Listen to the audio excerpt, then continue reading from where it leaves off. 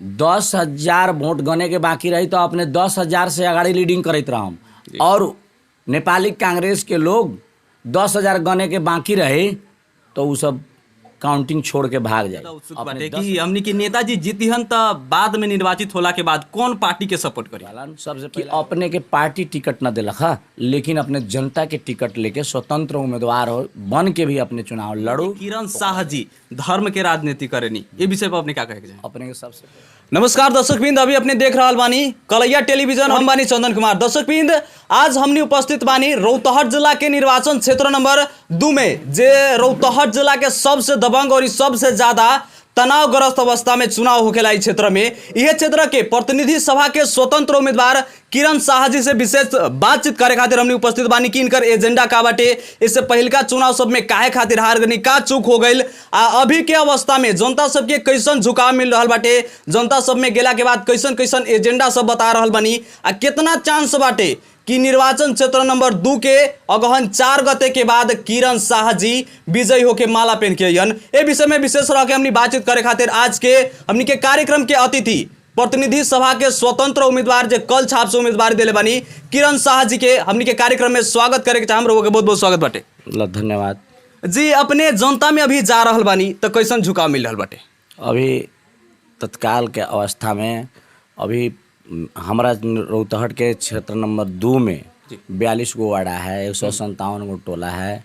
हम हर एक जगह हर एक मतदाता से आम श्रोतागण से हम भेंट घाट के ही क्रम में छी। अभी घर दैलो के कार्यक्रम भखरे अभी निर्वाचन क्षेत्र नंबर 2 के ख में 23 गो वार्डा सिधैली है और कुछ क में भी सिद्धियावे के क्रम में छी।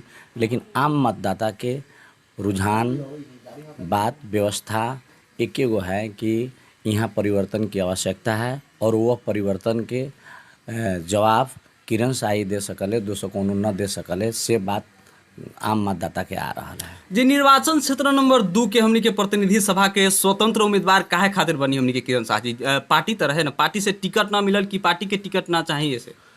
निश्चित रूप से ये क्षेत्र नंबर 2 में हम विगत से लेके वर्तमान तक 2070 साल में भी हम संसदीय व्यवस्था में चुनाव लड़ले रहे और 74 में भी चुनाव लड़ले रहे, पार्टिए से लड़ले रहे। अब अहिनो हम पार्टिए में रही, नेकपा एमाले पार्टी में रही, लेकिन देश के दुर्भाग्य दलीय सिंडिकेट के आधार पर जो लेखा देश में दलीय व्यवस्था के अंतर्गत दलीय प्रति जनता के तृष्णा जो जाग रहा है, वो देखला के बावजूद भी न दलीय व्यवस्था में दल के न कोनो एजेंडा है, नीति विहीन हो गए है, शत्रुता और मित्रता कथी होले, ये सब दलीय व्यवस्था में ये दलीय सभी अपन चीज़ ये सब के बिसर गए है। जौना के चलते हम अपने कहला चाहे छी, काल के दिन में नेपाली कांग्रेस नेकपा माओवादी के टाउको को मूल रखे वाला ये नेपाली कांग्रेस के साथ सहगाठ करके देश में एगो बहुत बड़ा तृष्णा के जनता के साथ एगो बहुत बड़ा अन्याय जैसन व्यवस्था भेल जो सबके सर्वाधिक है। लेकिन दुख कहाँ लाग रहा है, हमनी सभी भी नेकपा एमाले पार्टी में रही, जौन एगो मधेश मूवमेंट, जौन मधेश के मसीहा कहाए वाला उपेंद्र जी और देश के राष्ट्रवादी कहाए वाला केपी शर्मा ओली जी दिन दिने एक ही बात कहते हैं कि हमनी सभी सिंगल चुनाव लड़म और अकेला चुनाव लड़म। लेकिन दुर्भाग्य है ये देश के कि दोनों के विचार कहियो न मिले वाला, और अभियान के दिन में भी विचार न मिली और रात सहकार्य करके ये क्षेत्र के नेकपा एमाले के संसदीय जौन चुनावी उम्मीदवार के जौन कोटा रहे ओकरा जसपा के दे देवल गेल, जोना से हम वंचित भेली। हम कहली ठीक है, नेकपा एमाले में हमने रही, यही पार्टी के हम सहयोग करके आगाड़ी बढ़म, से हम आगाड़ी बढ़ते रही। लेकिन आम जनता के, आम मतदाता के, आम नेता कार्यकर्ता के उत्साह उमंग, हम जब काठमांडू से घरे अली तो पूरा जनता में निराश छायले रहे। लेकिन हजारों हजार के संख्या में नेता कार्यकर्ता आम जनता सभी हमारा घर पर अलग, जो अपने सभी लाइव प्रसारण द्वारा देखले हुए बहुतों साथी सब लखला।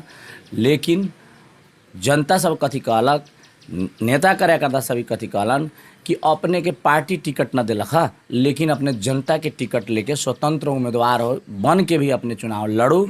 ओकरा लेल हमनी सभी पूरा जनता, पूरा जनप्रतिनिधि और अपने के शुभचिंतक जितना बा हमनी सभी साथ देवेला तैयार छी। ए लेल अपने जनता के टिकट से लड़ू, ए लेल हम स्वतंत्र उम्मीदवार। नेताजी जैसे कि निर्वाचन क्षेत्र नंबर 2 में बहुत भी सारा उम्मीदवार बनी और भी ज्यादा उम्मीदवार सब बानी। उम्मीदवार सबके ही कहना बाटे कि हमनी के किरण शाह जी धर्म के राजनीति करेनी, ये विषय पर अपने क्या कहे के चाहे? अपने के सबसे पहला बुझे के चाही नेता के नीति में, विचार में धर्म नाम के तो चीज़ें न होए के चाहिए। धर्म अपना जगह पर है, राजनीति अपना जगह पर है। निश्चित रूप से हम हिंदू के बेटा छी तो हमरा पूजा पाठ करना ही जरूरी है। मुसलमान के बेटा है वो अपन धर्म कर्म करना ही जरूरी है। अपने सबके हम कहला चाहे छी कि यहाँ धर्म और राजनीति से न जोड़ू। अपने निश्चित रूप से हमने यहाँ राजनीति के अर्थ की हमने असल समाज सेवी बन के जनता के तमाम समस्या के समाधान हेतु हमनी सबके कार्यक्रम आगाड़ी बढ़ावे के चाहिए, ना कि धर्म नीति न। अपने से कह रहा छी कि धर्म और लोग भी अपने के दिग्भ्रमित कर रहा है, तो ये गलत है। आज से न क्षेत्र नंबर 2 ऐतिहासिक जगह है। यहाँ हिंदू मुस्लिम के भाईचारा, सामाजिक सद्भाव, एक अर्का के सहमति के आधार पर हमनी सभी मुस्लिम भाई सब के ईद बकरीद में हमनी के हिंदू भाई जाके उनका पर्व में सहभागी होले, मुसलमान भाई सभी हमनी के होली छठ के महान पर्व में भी वो लोग आके सहभागी होलन। ये लेल ई सब गलत बात है। ये गलत प्रचार करे वाला कुछ अराजक तत्व है जो सदियों से यहाँ के मुस्लिम समुदाय के ठगते अलग कि हमनी सभी समाज के लोग सभी एक होके हमरा चुनाव जितावा। लेकिन यहाँ क्षेत्र नंबर 2 के आम जनता, आम मुस्लिम भाई सबके इ पता हो गए है कि इ धर्म के राजनीतिक कौन करले और एकरा आड़ में कौन राजनीति करले, इस सारा लोग के था हो गए है। और ये पुराना मुद्दा है, अभी मुद्दा चले वाला ना है। हमरा आत्मविश्वास है। नेताजी ई क्षेत्र नंबर 2 के जनता किरण शाह जी के वोट काहे खातिर दी? का एजेंडा बटे, का विकास होई क्षेत्र नंबर 2 में? यही क्षेत्र नंबर 2 के जनता संपूर्ण अधिकार सहित आत्मसम्मान के लेल, परिवर्तन के लेल, विकास के लेल, निर्भय समाज बनावे के लेल, सुशासन और पारदर्शिता के आगाड़ी बढ़ावे के लेल और विकास समृद्धि सुशासन के उच्च गति में आगाड़ी बढ़ावे के लेल किरण शाह के वोट दी जनता। ऐसे कुछ होखेला नु एजेंडा कि हम स्वास्थ्य तो अपने कहिए दिली था अपने पत्रकार मित्र, देखिए हमनी के बुझला से ना जनता एकदम हम के जनता के बुझे वाला भाषा में हम कह रहल छी। हम तो कहलिए जी संपूर्ण अधिकार सहित आत्मसम्मान में अपने के आगे कि गरीब और मजदूर से लेके अमीर तक के सबके समानता के आधार पर न्याय मिले के चाहिए। और ना कि गरीब आवे तो ओकरा कुर्सी न मिले, धनिक आवे तो ओकरा कुर्सी मिल जाए। सबके सम्मान अधिकार है। दलित और भेदभाव मुक्त समाज बनावे ला चाह रहल छी हमनी सभी। एक परिवर्तन हम कहलिए, परिवर्तन कथी परिवर्तन होके चाहिए? यहाँ परिवर्तन किरण शाह माननीय बन जाए, मंत्री बन जाए, वो परिवर्तन ना। यहाँ समाज के आमूल परिवर्तन और आमूल समस्या है। यहाँ सिंचाई के समस्या है, यहाँ सुशासन के समस्या है, यहाँ शिक्षा के समस्या है, यहाँ स्वास्थ्य के समस्या है, यहाँ रोजगार के समस्या है, यहाँ पढ़ाई के समस्या है, यहाँ विभिन्न समस्या है। इस सारा समस्या से मुक्ति पावे के लेल किरण शाह के वोट दिहन। निर्वाचन क्षेत्र नंबर 2 के जनता के कितना झुकाव मिल रहा बाटे अपने जब घरदैलो में जा रहल बानी? हम घरदैलो में जा रहल छी तो अथाह माया प्रेम मिल रहा है और ओकर ज्वलंत उदाहरण अपने भी छी। काल के दिन में हम चुनाव लड़ी तो मीडिया के साथी सभी बहुत कम आए, लेकिन आज दिन दिने 5 गो 7 गो मीडिया आ रहा है और अपने सभी भी स्वेच्छारी ढंग से अपने सभी क्षेत्र में घूम रहा है। निश्चित रूप से अपने सभी लाग रहा है कि किरण जी के प्रबल संभावना है और जीते वाला उम्मीदवार है। ए लेल अपने सभी बार बार हमरा से इंटरव्यू लेके जनता के बीच में जाके जनता के सुना रहा छी, ये हमार जीत है। निर्वाचन क्षेत्र नंबर 2 में जैसे कि जनता सब कह रहा कि बहुत ज्यादा सपोर्ट कर रहा बाटे, निर्वाचन क्षेत्र नंबर 2 के जनता परिवर्तन करे के मूड में बाटे, तो कितना विश्वास बाटे, कितना % मत से जीतियन हमनी के किरण शाह जी? हमनी के तो पूर्ण आशावादी छी और आत्मविश्वास है कि निर्वाचन क्षेत्र नंबर 2 के जनता कथी कह रहा है। नेताजी अमकी बार अपने के गांव घर में चिंता करे के जरूरी ना है। उ सभी 10,000 वोट गने के बाकी रही तो अपने 10,000 से आगाड़ी लीडिंग करते रहम और नेपाली कांग्रेस के लोग 10,000 गने के बाकी रहे तो वो सब काउंटिंग छोड़ के भाग जाई। अपने 10,000 से लेके 15,000 से लीडिंग कर रहा छी और 10,000 से तो हमार पूरा आत्मविश्वास है कि हम 10,000 से चुनाव जीत रहा छी। जैसे कि अपने पार्टी में बहुत दिन काम करले बानी, पार्टी में बहुत दिन लागल बानी, अब स्वतंत्र रूप में आके कैसन अनुभव हो रहल बाटे? हमरा तो बहुत अच्छा और बहुत सुंदर हमरा महसूस हो रहा है। जीवन के सबसे सुखदायी और खुशी के दिन हमरा आज महसूस हो रहा है स्वतंत्र उम्मीदवारी होला के बाद में। वास्तव में क्षेत्र नंबर 2 के जनता स्वतंत्र हिसाब से यहाँ अपने पार्टी जो चलावल है, ये रौतहट के क्षेत्र नंबर 2 कहीं न कहीं कांग्रेस के इशारा पर पार्टी चलल है। यहाँ के प्रमुख व्यक्ति लोग नेपाली कांग्रेस के पैसा में, प्रलोभन में, समझौता के राजनीति में पढ़ के अपना पार्टी के यहाँ सब दिन से कमजोर करते आयल है क्षेत्र नंबर 2 में। आज हमरा स्वतंत्र होला के बाद में जनता के उभार और शक्ति, अपार माया प्रेम हमरा जो मिल रहा है, हमरा भी आज बहुत गौरव महसूस हो रहा है कि आज हम पार्टी के लेबल लगा के चुनाव जीतती तो जस पार्टी के जाइत, लेकिन आज आम मतदाता के लेबल लगा के, आम जनता के हम लेबल लगा के जीत रहा छी।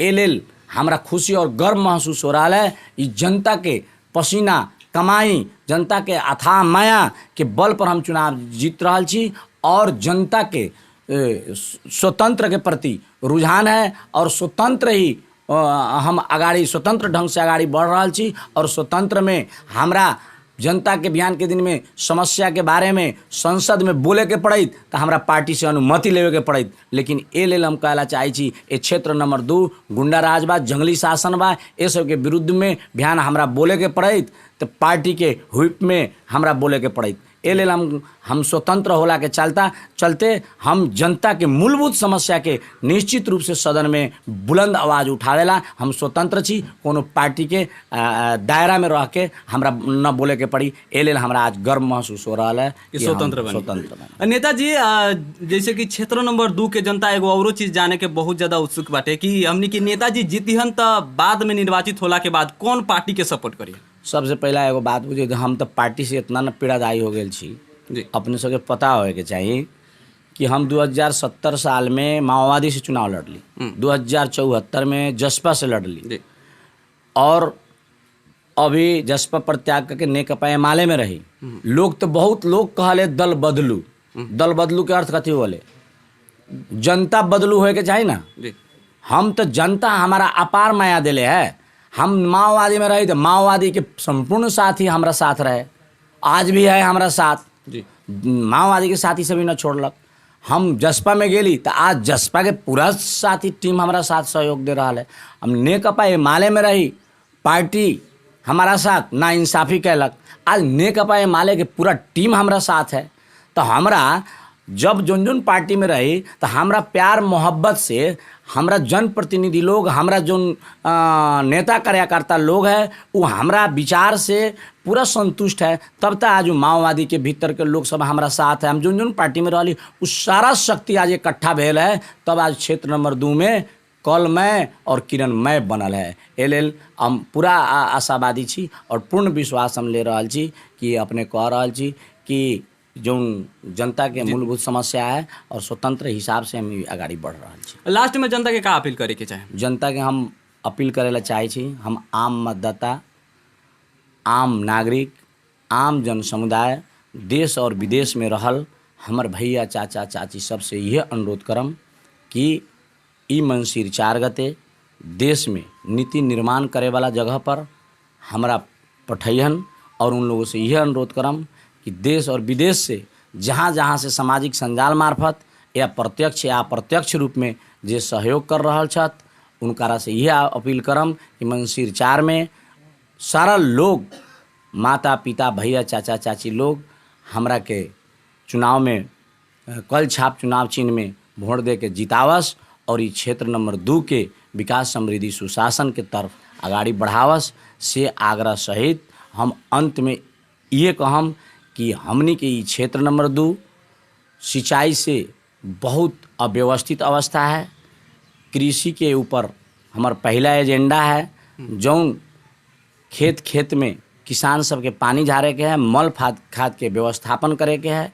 ई पहला एजेंडा के साथ हमार 9 गो एजेंडा है जौन 9 एजेंडा के हम चुनाव जीतला के बाद में सारा लोग के देखाएम कि हाँ 30 बरस में जे नेपाली कांग्रेस न कैले है वो हम करके देखाएम से कहेला आम मतदाता के चाहे छी और सब लोग के नमस्कार और प्रणाम भी करी छी। ल समय देने एकरा खातिर धन्यवाद। दर्शकबिंद अभी अपने देखते रहिए कलैया टेलीविजन और मधेश लाइव मीडिया पर आली हम बानी चंदन कुमार और आज हम रौतहट जिला के निर्वाचन क्षेत्र नंबर 2 दबंग निर्वाचन क्षेत्र नंबर 2 कहल जाला। यहाँ पर सबसे ज्यादा गर्मा गर्मी रहेला जब भी चुनाव आवेला, प्रदेश के होके या स्थानीय होके, हमेशा ही रौतहट जिला ही बाटे कि स्थानीय तो हमें हमेशा गर्मा गर्मी। जब भी आवेला प्रतिनिधि सभा प्रदेश सभा के चुनाव तो बहुत ज्यादा क्षेत्र नंबर 2 के माहौल गर्म होकेला। आई गर्म क्षेत्र निर्वाचन क्षेत्र नंबर 2 के प्रतिनिधि सभा के स्वतंत्र उम्मीदवार कल छाप से अपन चुनाव चिन्ह लेके लड़ रहा बानी किरण शाह जी। उनकरा से विशेष बातचीत भइल है, उनकर एजेंडा ही पूरा वीडियो में बाटे रहुआ सब देख सकतानी। और ये अगिलका वीडियो में फेरू से मिले के वादा करत आज के वीडियो से हम चंदन कुमार विदा लेबे के चाहेम। नमस्कार।